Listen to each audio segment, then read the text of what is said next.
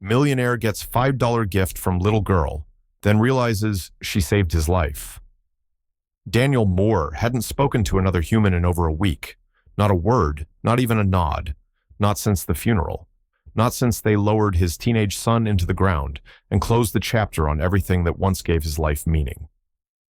The rain that afternoon matched the heaviness in his chest, cold, steady, unrelenting.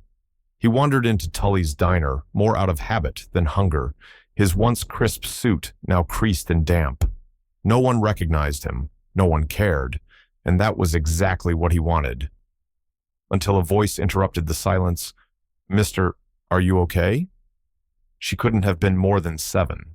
Big eyes, frizzy curls tied back with a shoelace, and shoes held together by duct tape. In her tiny palm, she held out a crumpled $5 bill. "I want you to eat something," she said. "My mama says we're supposed to help people who look like they forgot how to smile." Daniel stared at her stunned. A millionaire who owned half the buildings in that town, and here was a little girl offering him everything she had. That $5 bill. It didn't just pay for his meal. It cracked open something in his soul. Before we begin this emotional journey, take a moment to support stories like this. Like, comment, and subscribe if you believe small acts of kindness can change someone's life. And now, let me tell you how this one did. It all began at a corner booth in a forgotten diner on a rainy afternoon when a little girl who had nothing gave everything and unknowingly saved a man who thought his life was already over. This is the story of Daniel Lilly and a $5 miracle. Daniel Moore's mansion stood like a sculpture of silence on the edge of Blackwood Lake. Designed with glass walls and polished stone, it had once felt like the crown jewel of his success. Now, it felt like a museum curated by grief. The moment he stepped inside that afternoon, the contrast between the warmth of Tully's diner and the coldness of his own home hit him like a gust of winter wind. No laughter, no footsteps, no echoes of music drifting from the den where Aiden used to play video games. Just quiet. Just stillness.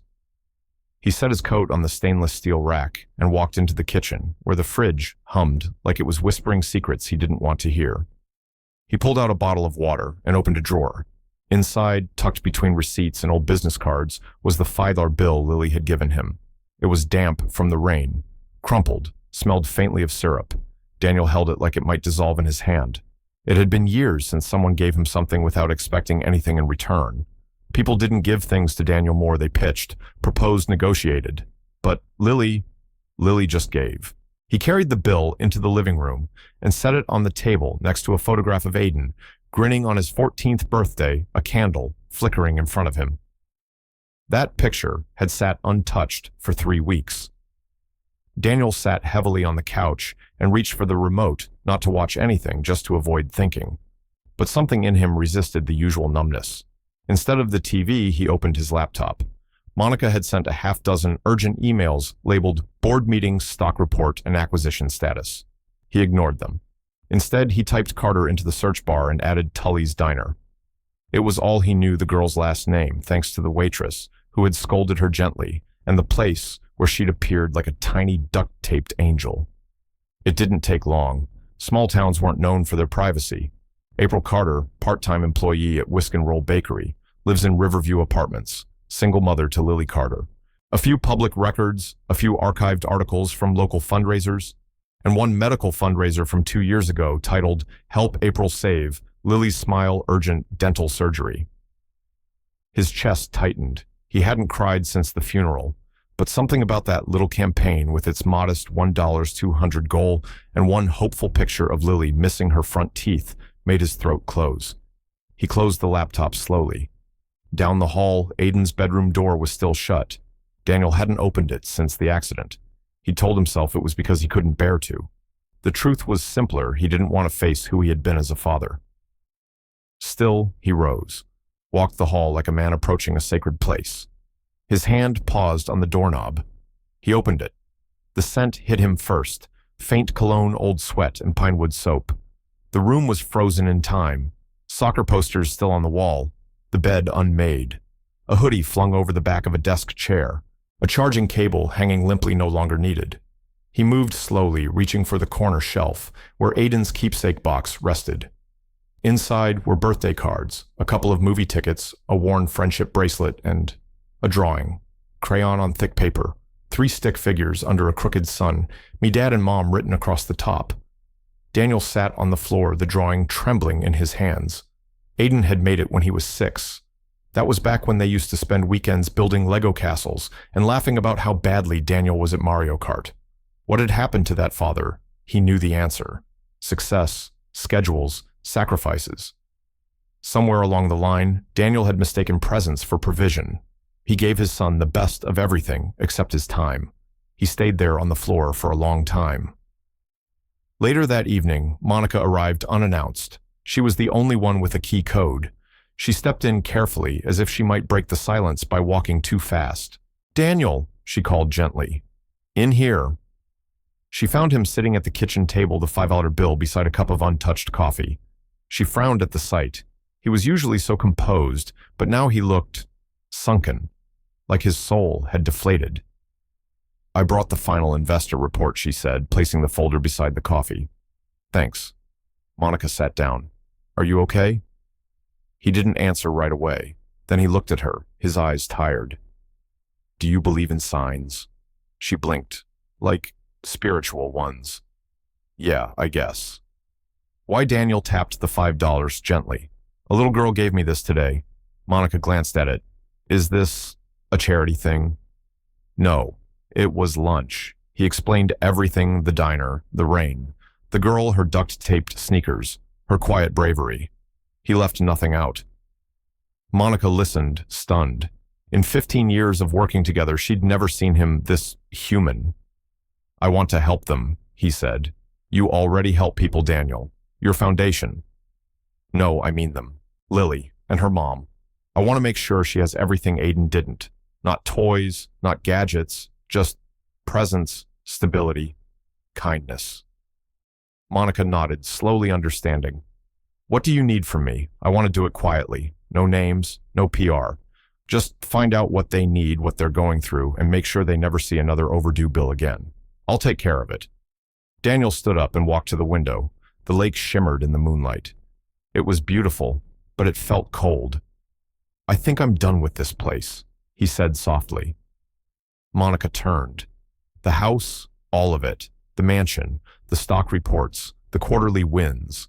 It's like winning a race and realizing the trophy is hollow. She didn't argue. Instead, she gently reached for the photo of Aiden that still sat on the mantel. "Maybe Lily gave you more than $5 today," she said. Daniel smiled faintly. "Yeah, maybe she gave me a reason to come back to life." That night, Daniel couldn't sleep. He wandered the halls until sunrise, thinking not about profits or partners, but about Lily. About how a child with so little had reminded him of everything he had lost and everything he still had a chance to reclaim. He picked up the drawing from Aiden's room again, this time with steadier hands. Then, just as the light began creeping over the trees, Daniel went into the garage and found something he hadn't touched in years: a soccer ball. It was dusty, deflated, and buried behind a stack of forgotten golf clubs. He inflated it, cleaned it off, and drove to Riverview Apartments. No one saw him. He parked down the street, walked quietly through the morning haze. He left the ball just outside the Carter apartment, under the window, where he could hear Lily humming softly to herself. Then he walked away. It was the first time in 3 weeks his chest didn't feel like it was caving in. The sun peeked through streaked clouds over the small town of Brookhaven, casting soft light on the cracked sidewalk outside Whisk and Roll Bakery. The bell above the door jingled as April Carter stepped out in her flour-dusted apron, rubbing her aching back and taking a deep breath of the crisp autumn air. She'd been working since 5 a.m., preparing croissants, wiping down counters, and boxing up cupcakes with smiley faces for a kid's birthday party. Her hands were sore, her sneakers had holes, and her mind, as always, was full of numbers that never added up: rent, groceries, dental work, school supplies. And now another letter from the landlord saying rent would be increasing next month due to market conditions. Market conditions. April thought bitterly didn't care if a little girl needed new shoes. Her coworker Janelle leaned out of the back door, waving a powdered, sugar-covered hand. "Girl, take your break before you collapse." April smiled faintly, just needed a breath. She tucked a loose strand of hair behind her ear and checked her phone. No missed calls, no messages. But then she wasn't expecting any. Most of the people who used to call had drifted away after her husband passed. Grief, it seemed, made people uncomfortable, especially when it came with unpaid bills and casseroles that stopped after the first month. April's thoughts drifted to Lily. That little girl was her heartbeat, always had been. She remembered how Lily had come home the day before chattering about the sad man at the diner and how she'd given him her allowance money. April had been halfway between touched and terrified. "You what?" she'd asked, eyes wide. He looked hungry, Lily had said simply. And he looked like when Daddy died, like his heart didn't remember how to beat anymore. April hadn't known what to say to that. Lily's empathy was something fierce, beautiful, and terrifying, and sometimes all too familiar. The screen door squeaked as Janelle joined her with 2 mugs of tea. "You still thinking about that diner thing?" April nodded, wrapping her fingers around the warm mug. "She's got your heart," that one, Janelle said. "Can't teach that kind of kindness." April sighed. She gave him everything she had in her pocket. $5 and some coins. Said he needed it more than she needed crayons. Janelle whistled softly. "She got that from you, you know. I just hope she doesn't lose that softness in a world that can be hard." April nodded. That afternoon, when her shift ended, April walked to Riverview Apartments to pick up Lily from her neighbor, Mrs. Benton. As she approached the apartment, her eyes fell on something odd on the ground. A soccer ball, new-looking, clean, just resting on the front step like it had rolled out of a daydream. April frowned. She bent to pick it up. It wasn't theirs. Lily hadn't had a real ball in ages, only a deflated duct-taped one they kept in the closet. "Where did this come from?" she asked aloud. Mrs. Benton poked her head out. "That appeared this morning. Lily found it and swears it's magic." April raised her eyebrows. Lily burst out the door behind her, squealing, "Mama, look, it's perfect." She cradled the ball like a treasure. "Where did it come from, sweetheart?" Lily shrugged. "I don't know, but I think the sad man left it." April blinked. "What makes you think that I just feel it? Like, he knew I needed something to play with." April didn't argue. She had no proof, but something about it tugged at her. That night, after Lily was asleep, April sat in the quiet kitchen with a cup of tea staring at the soccer ball. And for the first time in a while, she cried. Not from sadness, exactly, but from something harder, to name a quiet, overwhelming gratitude that someone somewhere saw them, even if it was just a stranger passing through. The next morning, she got her answer. She picked up Lily's toothbrush from the counter, only to find an envelope taped to the bathroom mirror. No name, no return address. Inside was a receipt from the dental clinic, Lily's outstanding balance stamped paid in full.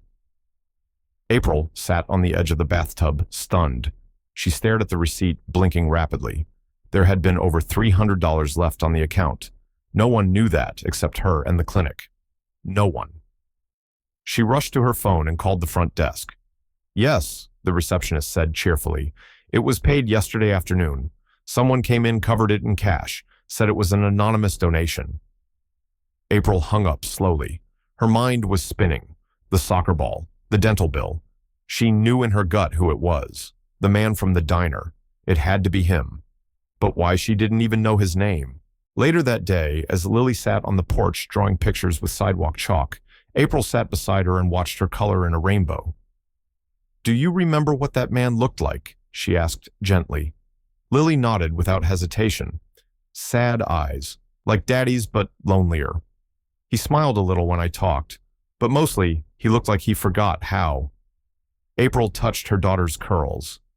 "If you ever see him again, you tell me right away, okay? Why? Because I think he's trying to help us." Lily tilted her head. Like an angel, April smiled faintly. "Maybe." That evening, after Lily went to sleep, April sat down with her old spiral notebook, the one she used to write down dreams when she had time for dreaming. She flipped to a clean page and wrote, "Stranger at the diner," then beneath it, "Paid dental bill, left soccer ball, gave Lily hope." She paused, then added, "Why, what does he want?" She didn't write it in suspicion, but in genuine confusion. Because people didn't usually help with no strings attached, not in her world, and yet he had. Across town, Daniel sat in his study, the $5 bill now pressed between glass and hung beside Aiden's drawing. He stared at them as he drank tea he hadn't made himself in years. Monica had called to confirm the clinic visit went unnoticed. She was good at that sort of thing, moving quietly, making things happen. He appreciated that. But now he needed something more. He needed to know them, really know them. Not just names on paper, not just debts and bills, but their dreams, their fears, their stories. He pulled out a pen and began writing. A plan was forming, and it started with dinner. He just didn't know yet how complicated dinner would become. The garden behind Daniel Moore's mansion was a masterpiece of symmetry.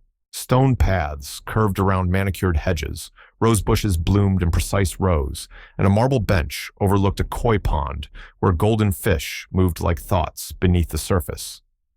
But today, Daniel stood barefoot in the wet grass, not caring that the morning dew was soaking his pajama pants. He hadn't stepped outside like this in years, not without a schedule or a camera crew or someone trying to pitch him something.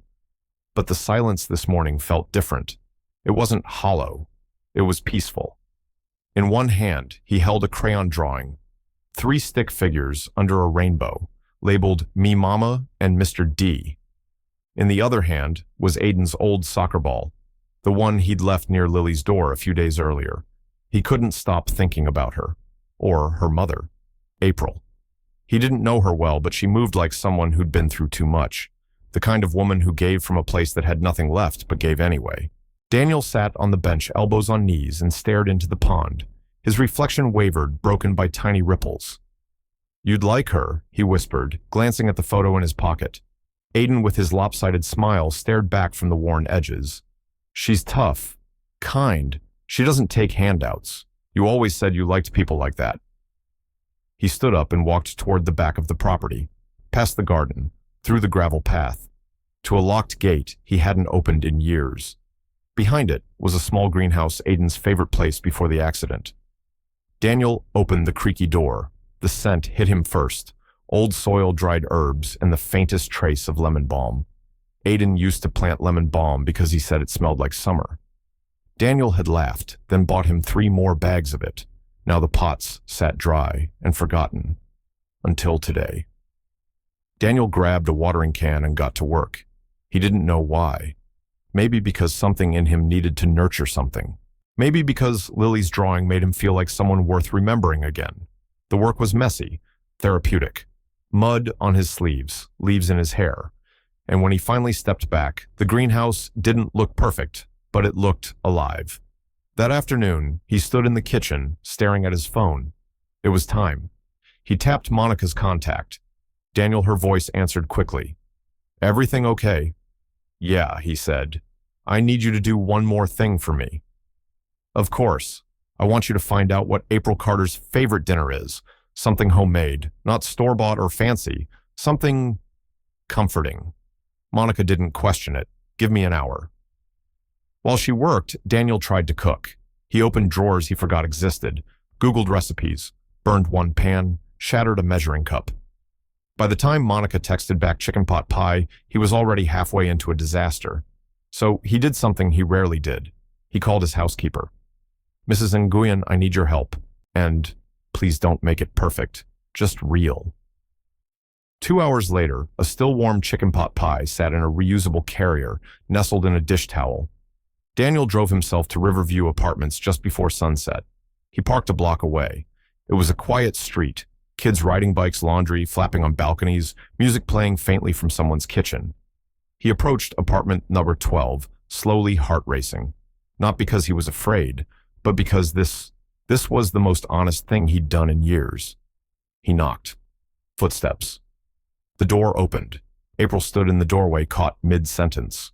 Lily was behind her, laughing about something. Then both went silent. April's eyes narrowed. "Mr. Moore," she said evenly. Daniel swallowed. "Hi." Lily gasped. "You are real." She ran forward and wrapped her arms around his legs before April could stop her. He froze, then melted. "I made you something," Lily said, holding up another drawing. This time it was him in a garden, smiling. April gently pulled Lily back. "Honey, go put your things away, okay?" Lily pouted but obeyed, skipping inside. Daniel held up the dish. I thought maybe you hadn't had dinner yet. April folded her arms. You don't have to do this. I know. You already did enough. The dental bill, the soccer ball. He looked down. I didn't mean to scare you or confuse you. I don't know. That day at the diner, she reminded me of someone. Your daughter April said softly. His eyes flicked up in surprise. She told me. Said you looked like someone who forgot how to smile. Daniel exhaled. Can we talk? He asked. Just 5 minutes. April hesitated, then stepped aside.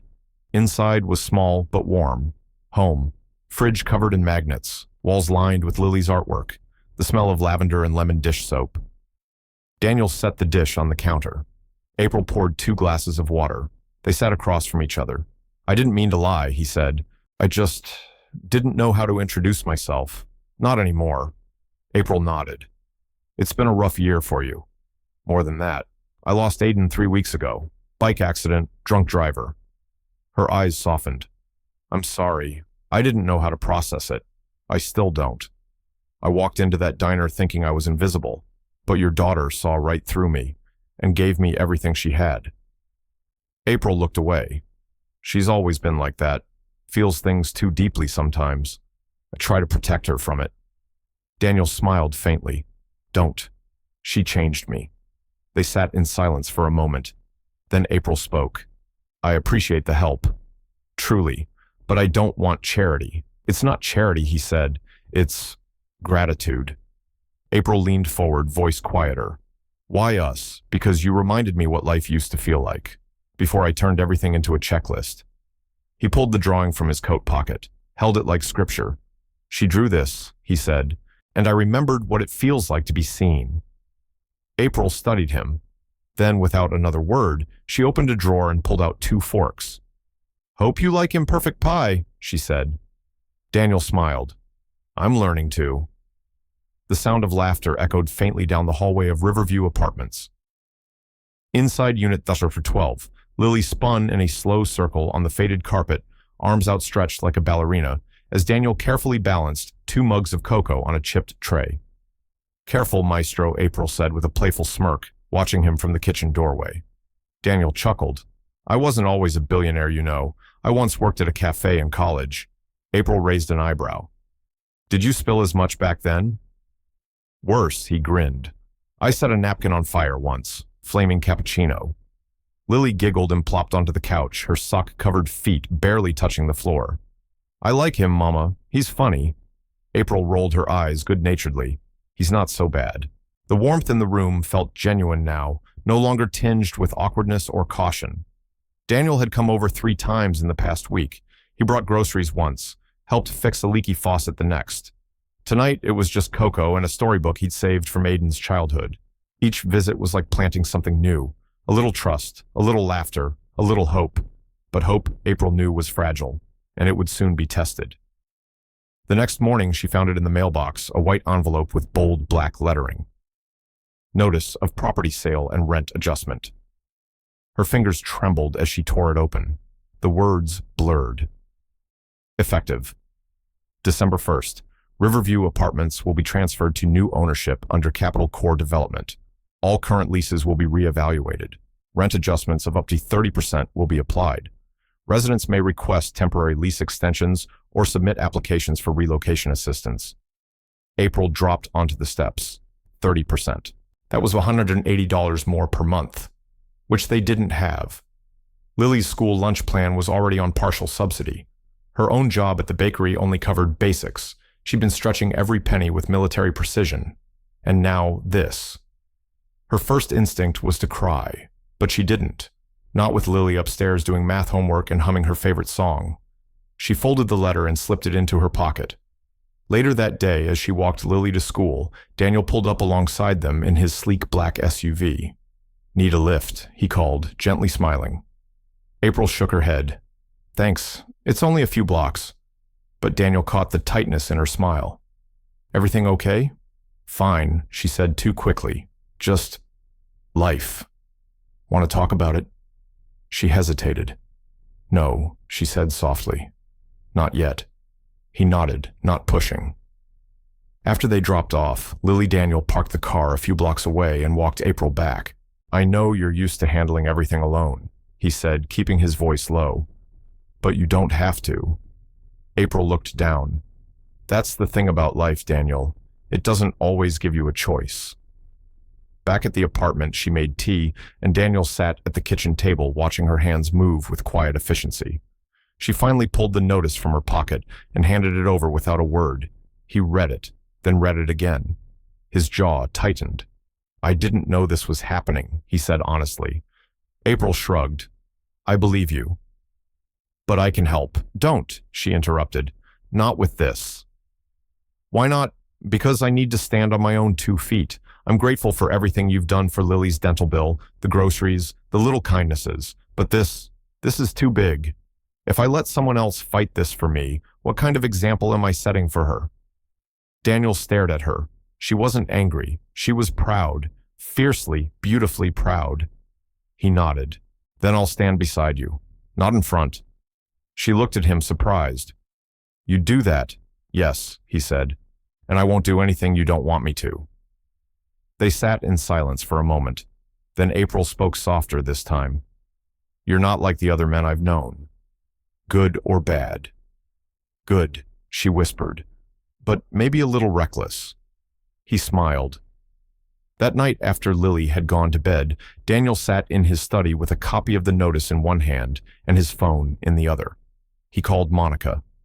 "I need everything you can find on Capital Core Development," he said.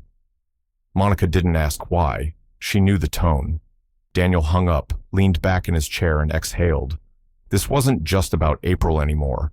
It was about everyone in that building. Families, kids, parents trying their best. He could see it now, Riverview turned into a parking garage or overpriced condos. April and Lily forced into a cheaper neighborhood, farther from school, farther from the bakery, farther from everything that felt like home. It made him sick. The next day, he showed up at the apartment with breakfast sandwiches and 2 coffees. April opened the door in pajama pants and messy hair blinking in confusion. "Are we doing surprise mornings now? Consider it a peace offering." "For what?" "For what I'm about to say," Daniel replied. April crossed her arms. "I'm listening. I know you said not to fix it, and I'm not going to." She eyed him skeptically. "But I am going to fight it with you." She blinked. "What does that mean? I've scheduled a meeting with the Tenants' Council for next Tuesday. I want you there. I want everyone there. I'm not a landlord. I'm not a lawyer. But I have something those people don't expect."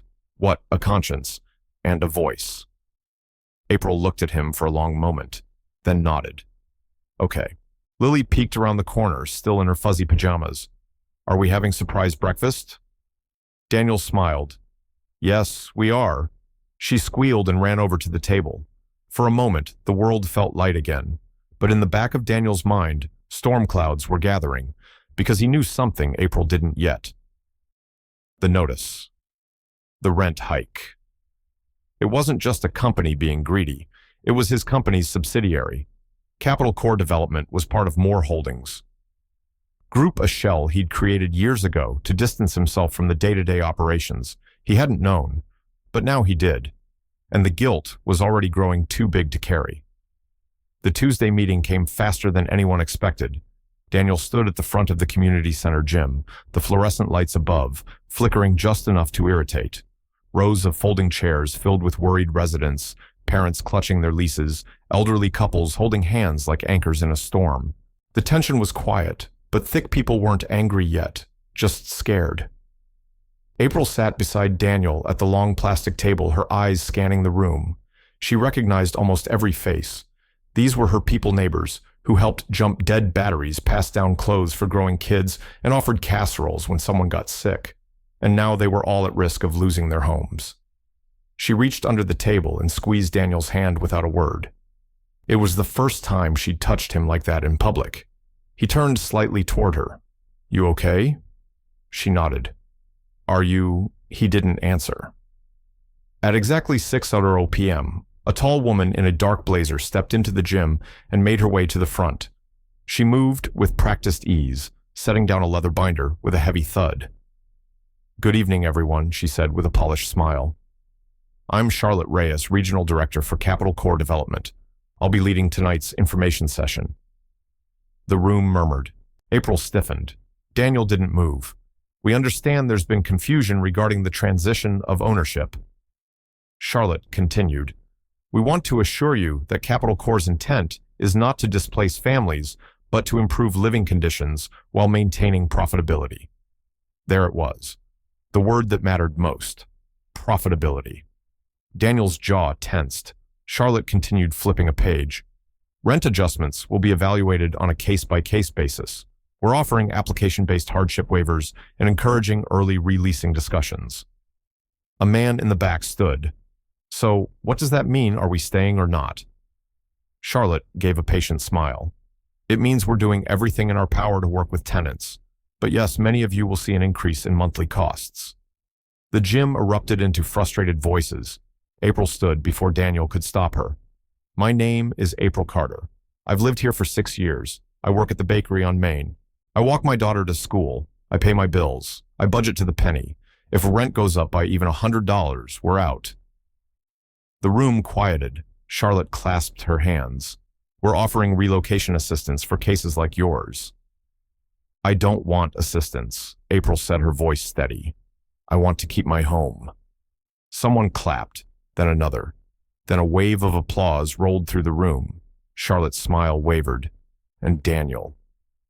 Daniel felt a cold bead of sweat run down his back, because the woman standing there, fielding public heat, had once reported directly to him, Charlotte Reyes. He knew her. She'd been hired 3 years ago during a company expansion. Polished, efficient, always on time. She hadn't noticed him yet, but she would. And when she did, her eyes swept the room, landed on his face. For a beat, she froze, then quickly glanced back at her notes. April sat down beside him, breathing hard. You were amazing, Daniel whispered. Didn't feel like it, she muttered, eyes forward. Charlotte cleared her throat. Let's move into the Q&A portion, but she didn't get the chance. A woman near the front stood. We deserve to know who's behind this. Who actually owns the building now? Charlotte hesitated. Another man added, Yeah, who signed the deal? Who's making the call to push us out? All eyes shifted to the front, and then Charlotte made the fatal mistake. She glanced at Daniel, only for a second, but it was enough. April turned slowly, her eyes locked onto his. Daniel, she whispered, barely audible. What did she just... He opened his mouth, but nothing came out. Another tenant noticed. Hey, wait, isn't that Daniel Moore? Gasps followed. Daniel stood. I can explain. April was already on her feet. Is it true, she asked, voice razor thin. You own this. Daniel swallowed hard, not directly. But yes, Capital Core is a subsidiary of a group I founded. I didn't know until recently that they were the ones managing Riverview. April took a step back. You knew about the rent hike. Not at first, but when I found out. When her voice rose. When did you find out? He hesitated. Before or after you started helping me? After you had dinner with us? After Lily gave you her drawing? Daniel's silence was answer enough. April stared at him like she was seeing someone else entirely. The woman from Capital Core Charlotte was now looking deeply uncomfortable. The room murmured, louder, louder. April turned to the crowd. He helped us, paid off our medical bills, fixed my sink, sat at my dinner table, all while knowing his company was planning to force us out. No, Daniel said quickly. I didn't know at first, but when I did, I tried to stop it. Did you? She asked. Because we're still here, and the rent's still going up, and you're still hiding behind a smile.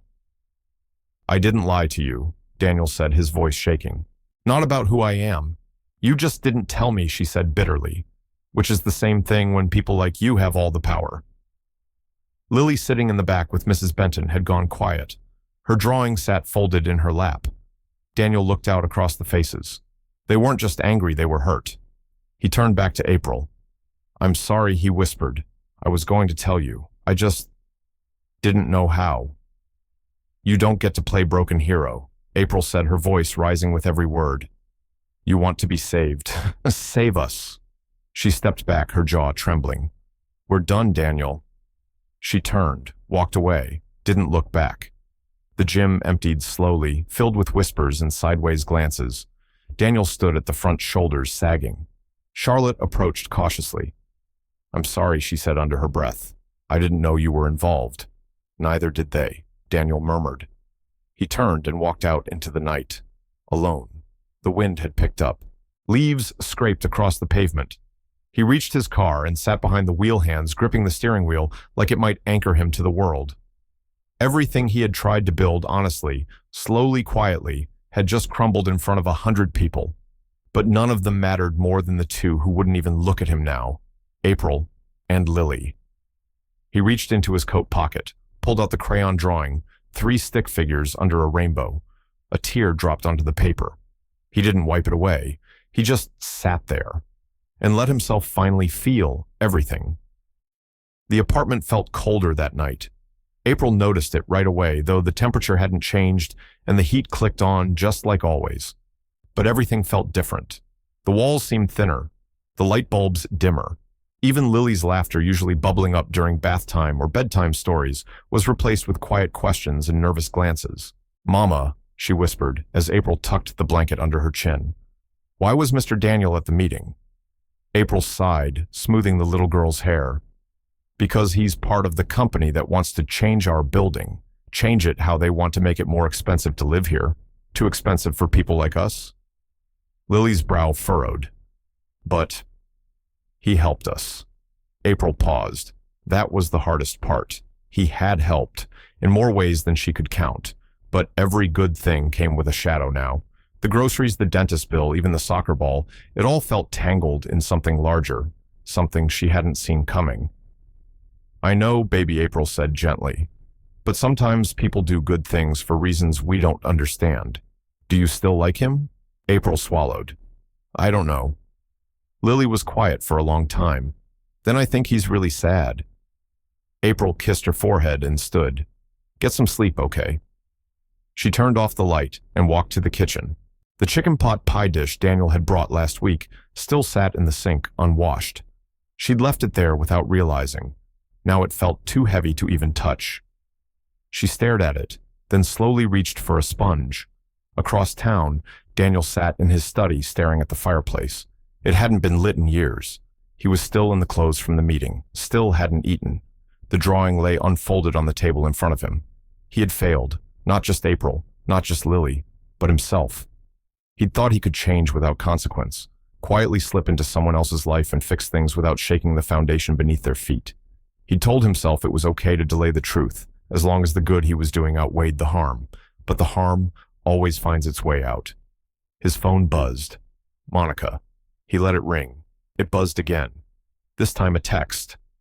"Daniel, I think you should read the emails from the Tenants Association. Some still trust you, but not for long." He opened his inbox. 47 emails, some angry, some desperate, some confused. But nearly half of them said one thing in common. They'd trusted him, and now they didn't know what to believe. Daniel leaned back in his chair. He had one chance left, not to win them back, but to deserve their forgiveness. 3 days passed. April didn't hear from him. She didn't expect to. She was back to waking up before dawn, tying her apron in the dark and kissing Lily goodbye while she slept. The bakery's ovens were temperamental this week, and Janelle was out sick, so April handled nearly everything alone. The exhaustion helped. It kept her from thinking too much. Until Saturday afternoon. The knock was soft, barely audible. April opened the door and froze. Daniel stood there in jeans and a hoodie, holding a small cardboard box. He looked different, less polished, more human. "I didn't think you'd answer," he said. "I almost didn't. I wanted to return something." He handed her the box. She opened it slowly. Inside was a handwritten letter, the pot pie dish washed and wrapped in a towel, and a small sealed envelope with her name on it. "What is this?" she asked. Daniel didn't step inside. He stayed rooted at the doorway. "The letter explains most of it, but I wanted to say it to your face too." April crossed her arms. She didn't stop him, but she didn't soften either. "I made a mistake," he said quietly, "not just by being part of the company, but by hiding it from you. From Lily. I told myself I was protecting something delicate, our friendship, your trust, but really, I was protecting me. April said nothing. I'm not asking for a second chance. I just needed you to know the truth. She studied him. What truth? I stepped down, Daniel said. What I resigned as CEO, yesterday, sold my voting shares, donated most of the proceeds to the Riverview Preservation Fund. I set up a trust for the building to remain rent-stabilized long-term. The paperwork's in the envelope. April blinked. What I can't undo what I did. But I can make sure no one else gets pushed out again. Your neighbors, this community, it matters. I see that now.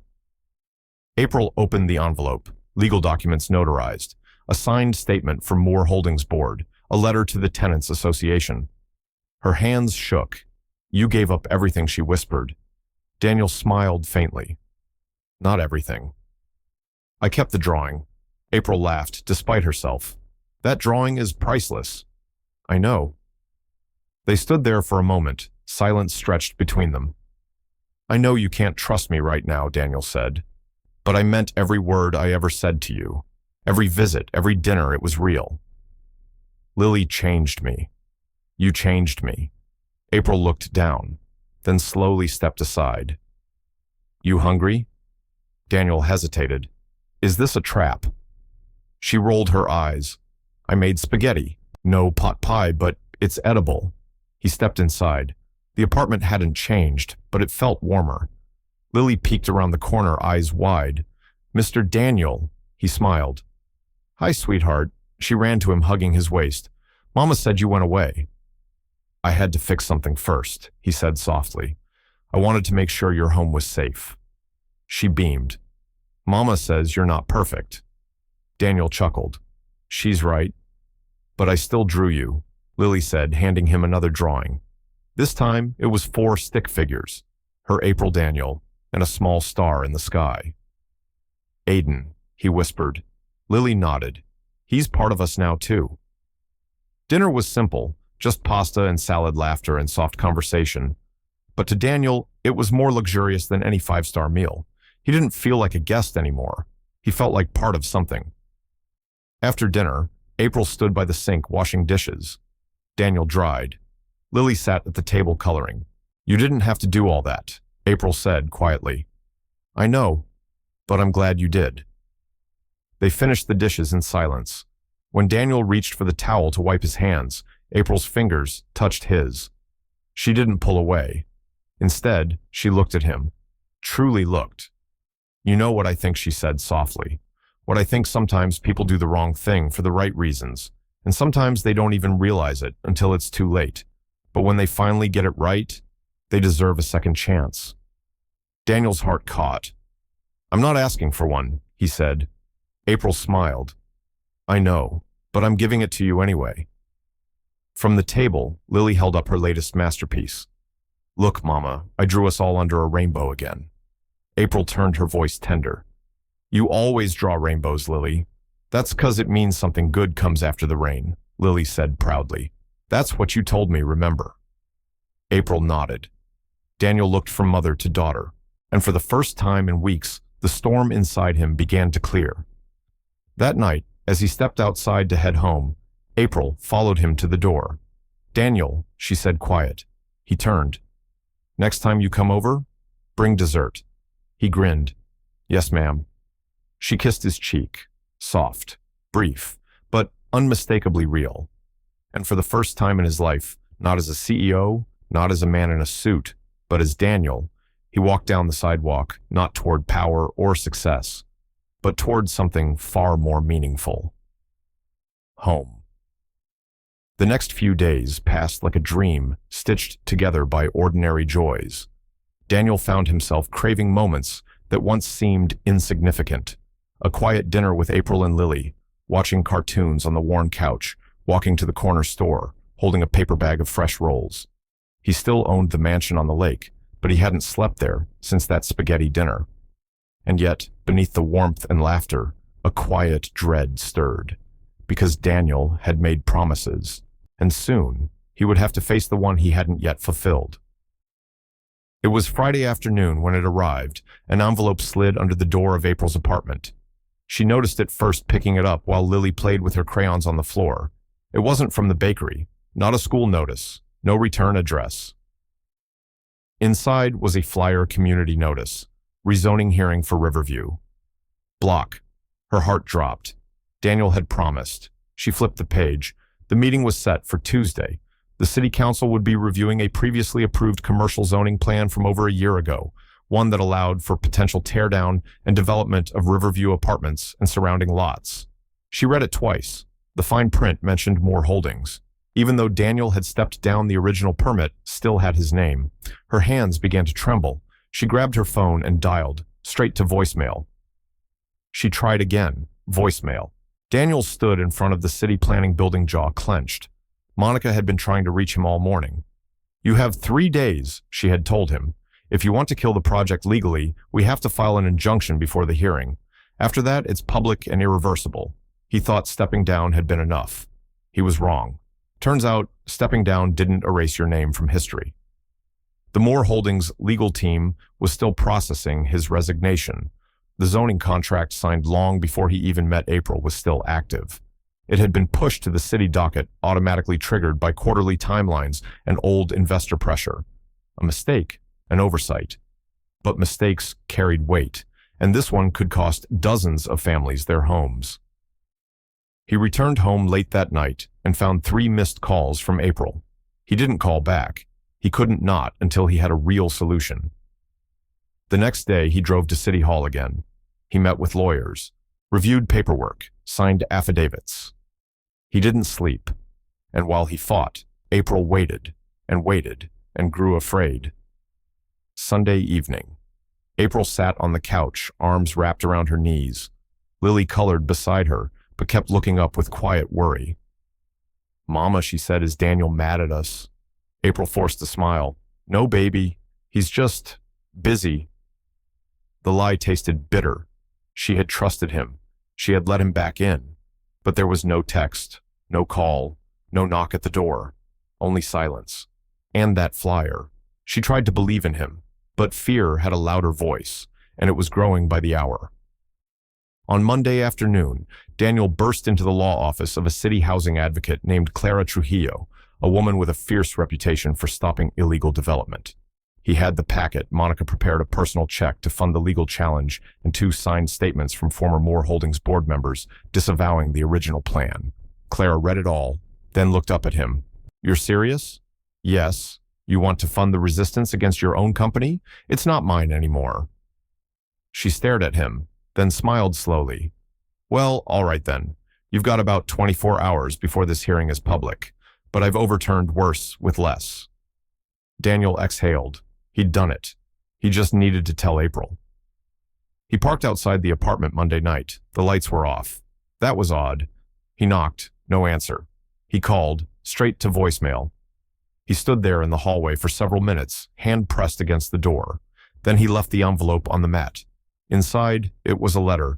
"April, I know I disappeared when you needed me.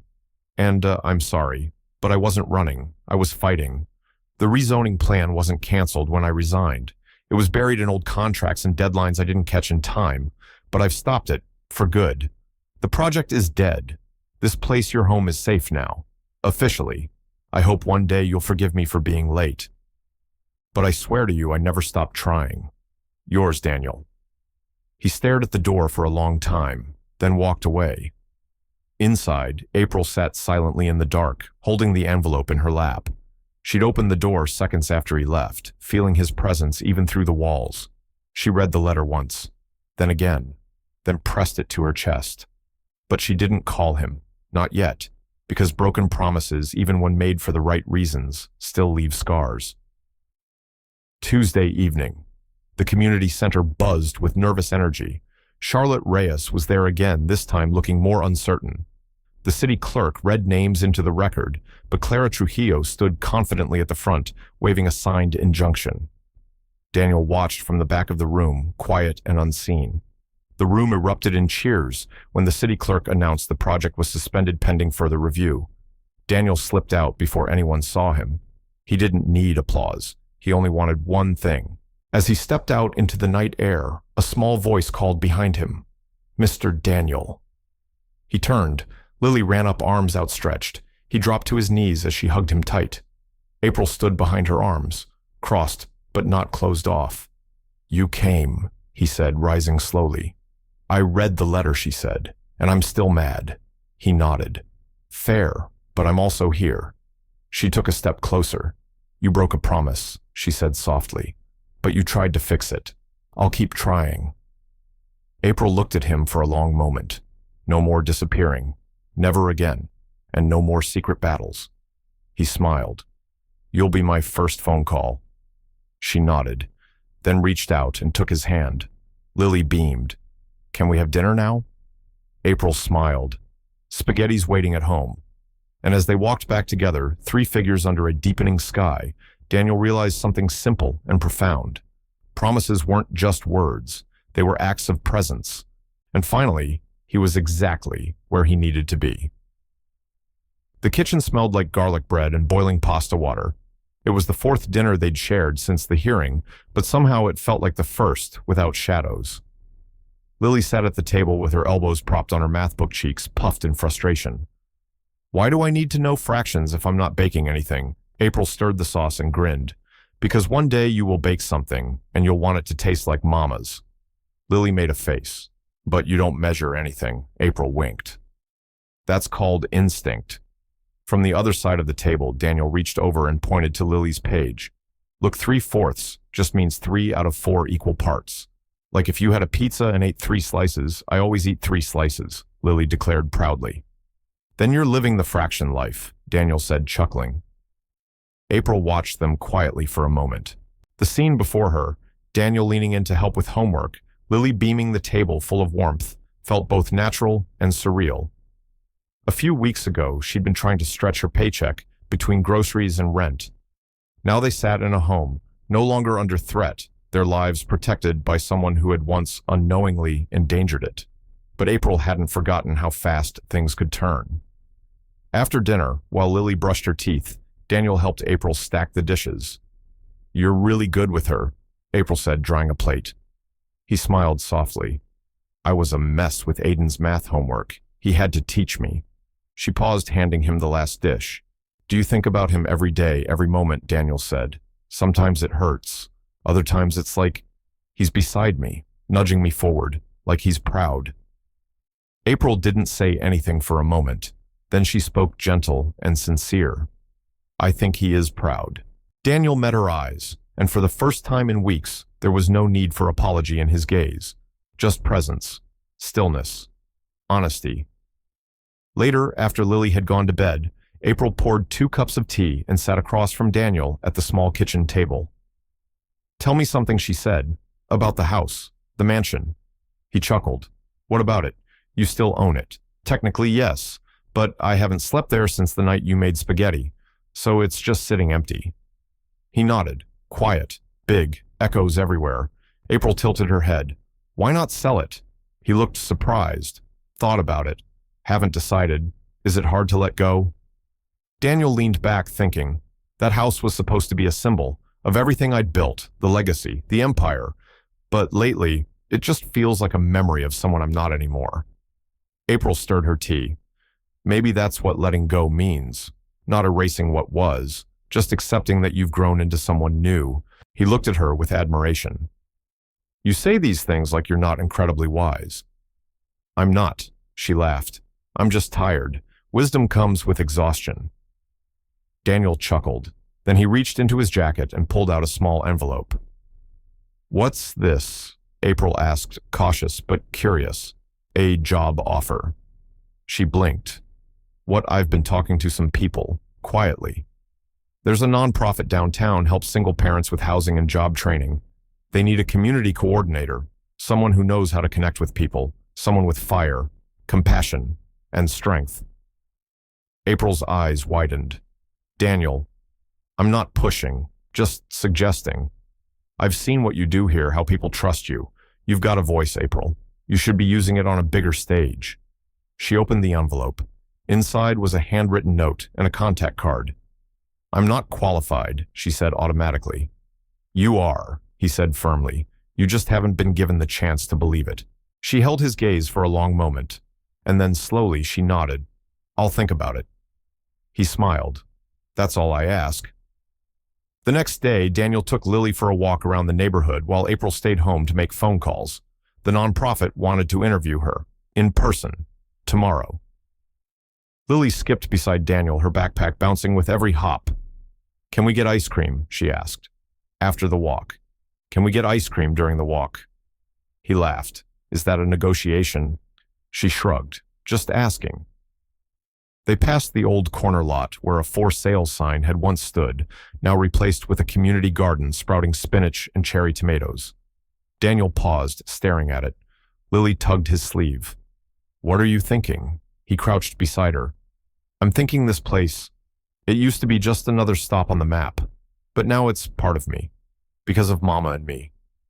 Yes, he said, brushing her curls back gently, because of both of you. She smiled proudly. I drew another picture. Oh yeah, this one's different. It's a big rainbow, over our house, and the garden, and you and Mama are holding hands. Daniel blinked. Can I keep it? Only if you promise not to cry on it like last time. I'll do my best. They walked back slowly, sharing a cone of vanilla and strawberry swirl, and as they approached the apartment, Daniel saw April standing at the door. She was smiling. He knew what that meant. You got it? He asked. She nodded. I start next week. He walked up and hugged her tightly. You deserve this, he whispered. April pulled back and grinned. You know what else I deserve? What a dishwasher. He laughed. On it. Later that night, after Lily had fallen asleep in front of a movie, April and Daniel sat on the small back porch. The stars blinked above them, and the quiet hum of streetlights filled the gaps between their thoughts. Daniel reached into his jacket, pulled out a small velvet box. April stared at it. Her breath caught. He didn't open it. Not yet. I'm not proposing, he said gently. Not tonight, but I needed to show you this. He opened the box. Inside was a silver locket. On one side was a photo of Lily holding a flower, on the other Aiden. April's eyes shimmered. I thought, maybe we carry them both forward, he said. Not as replacements, just as part of the same story. April reached out and touched the locket. I don't know where this is going, she said quietly, but I know I'm not afraid anymore. Daniel looked at her, his heart soft. Neither am I. And as they sat beneath the stars, holding the past and the future in one hand, they finally understood what starting over really meant. Not forgetting, not escaping, but choosing to keep going, with love, with presence, with each other. The ribbon fluttered in the breeze, a bright yellow loop, tied neatly across the new community board sign that stood tall near the Riverview entrance. A hand-painted wooden plaque below read, Lily's Garden, a place where kindness grows. April stood in front of it with a pair of scissors, her hair pulled back, a proud smile on her face. Daniel stood beside her, one hand resting gently on Lily's shoulder. Around them gathered dozens of residents from the apartment complex, volunteers, kids with ice cream cones, and even Monica, who had quietly helped behind the scenes for weeks. The mayor was late, but no one seemed to mind. This wasn't about city officials. It was about the people who had stayed, the ones who had weathered fear, rent notices, broken promises, and had chosen to believe again. April cleared her throat and stepped forward. 6 months ago, she said, her voice calm but full. I was worried I'd have to pack everything I owned into boxes. Not just furniture or clothes, but the parts of our life that made this place a home. Lily's swing the shelf, where we stacked donated books, the window that let in just the right amount of morning light. But now, none of us have to pack. Because this, she gestured around, is ours. There was light applause, but Daniel noticed the emotion behind every face. This was more than a celebration. It was a closing of a painful chapter. A few minutes later, Lily stepped forward holding a sheet of paper. She adjusted her headband and read in her best classroom voice. This garden is for everyone. For kids who want to plant tomatoes and moms who like flowers, and for people who are sad and need to sit on the bench. My friend Mr. Daniel helped make this happen because he said rainbows always come after the rain. Someone in the crowd wiped away tears. April leaned in and kissed the top of Lily's head. You did great, baby. After the ribbon was cut, Neighbors gathered for lemonade and music under the shade trees. Daniel stood by the garden fence, watching April laugh with Janelle from the bakery. Lily danced in circles with two neighborhood kids, her joy bursting like bubbles. It was everything he hadn't known he needed, and everything he now never wanted to live without. Later that evening, the three of them walked home together hand in hand. The sun had dipped behind the trees, casting long golden shadows across the sidewalk. April unlocked the apartment door and set her purse down. Daniel lingered by the bookshelf where Lily's drawings were now framed, simple stick figures beneath rainbows, some now with 5 figures, Mama Lily, Daniel a boy with wings, and a kitten Lily had recently rescued and named Muffin. "You thinking about Aiden, April?" asked softly. Daniel nodded. "Always." April took his hand and gave it a squeeze. "You know he would have loved it here. Lily, too." He turned to face her. "He would have loved you." April smiled, brushing her fingers along his jawline. "And I would have spoiled him rotten." Daniel chuckled, but his eyes misted. That night, once Lily was asleep and the apartment lights dimmed, April joined Daniel on the back steps with 2 mugs of tea and a quiet heart. "I've been thinking," she said. He raised an eyebrow. "Dangerous," she nudged him. "I want to build something bigger, something like what you mentioned, a program for single parents maybe, something real." He smiled. "Tell me what you need. Time, belief. A few stubborn people who think the world can still be kind." Daniel nodded slowly. "We have all of that." She leaned her head on his shoulder. The silence between them wasn't empty anymore. It was full of what had been lost, what had been rebuilt, and what they were still building slowly, tenderly together. Then April sat up straighter. "I never asked you," she said. "Why did you keep the $5 bill?" Daniel looked out over the garden beyond the complex, the one they'd just opened. The garden Lily had named. The garden that had once been a parking lot proposal in a contract he never really read. He pulled his wallet from his back pocket and slid out a small glass sleeve. Inside, perfectly preserved, was the wrinkled $5 bill. "Because it was the first thing someone gave me without asking for anything in return," he said. "Because it reminded me that money isn't the most valuable thing in the world. Moments are." April looked at it, then looked at him. "You know," she said, "you've never actually told me you loved me." Daniel blinked. "I haven't." She shook her head. "Well, he said I do." She leaned in and kissed him. "I know. I love you too." And with those words, something settled. A new story already rooted. Months later, Daniel stood in a small office, painted soft green with Lily's art pinned on every wall. April sat behind a desk phone tucked between her shoulder and cheek, organizing schedules for her new role as program director for Second Start, the nonprofit they had expanded together. Lily skipped down the hallway holding muffins she'd baked with Janelle's help. The apartment was still theirs.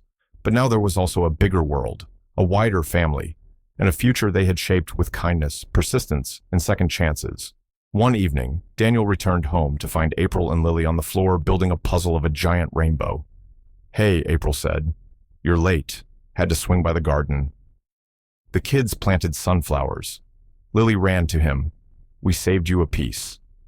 He kneeled down, arms open, for the puzzle or the muffin. "Both," she laughed. He hugged her tightly. Later, as he tucked her into bed, Lily whispered, "Hey, Mr. Daniel. Yeah, you're the best present I ever gave someone." He looked confused. "What do you mean?" "You said I gave you $5, right? But I think I gave you something better." Daniel kissed her forehead. "Yeah, you did." And long after she fell asleep, he stood at the window watching the stars blink over the rooftops. The mansion was gone, now sold, and the money placed into a trust that helped protect affordable housing across the state. He had given up a legacy in brick and glass. But in return, he'd built one in something stronger, love. And it had all started with a $5 gift from a little girl who just wanted to make a stranger smile. If this story touched your heart, please give it a like, leave a comment, and subscribe for more powerful stories about kindness, redemption, and the miracles hiding in everyday moments. Your support helps us keep sharing what matters most. And remember, sometimes the smallest act of love can change everything.